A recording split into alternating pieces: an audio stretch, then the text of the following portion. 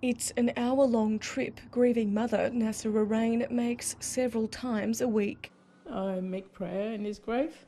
I go there. It seems like that Ikram is there waiting for me. Mohamad Ikraam Bahram died at 24. I can't find him in the house. There's just a memory of him in there. He has been buried. Mr. Bahram had been diagnosed with schizophrenia before he stabbed a tourist in the CBD in February. The city was locked down and police shot the Logan man who was wielding a knife. I still personally believe they went to the extreme measure first up. 15 shots were fired, 10 entered his body. He was dead within seconds. The tourist was taken to hospital with a minor injury. Within a fortnight, the family home was searched twice, including by the Australian Federal Police, which oversees terror investigations. The family's grief was compounded by some media reports incorrectly stating Mr. Bahram was an Afghan-born man and flagged on a counter-terror watch list.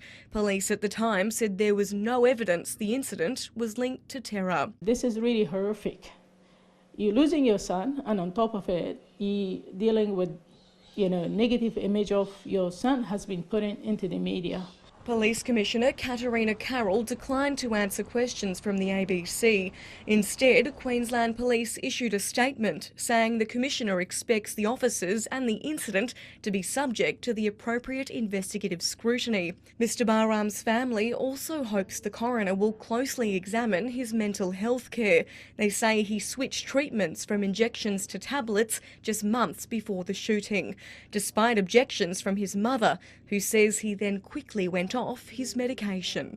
And there was a time that Ikram slipped away from his health. His family says they couldn't get an antipsychotic injection until February 3rd, and the treatment usually took a month to work. It could have been a lot better in 3rd of March, but he couldn't make it. He couldn't make it. Queensland Health has told the ABC it will conduct its own internal review into Mr. Bahram's treatment separate to the coronial investigation and will consider implementing a range of recommendations pending the outcome. We don't want to see any other Australian human being have to go through what we have gone through and are still going through.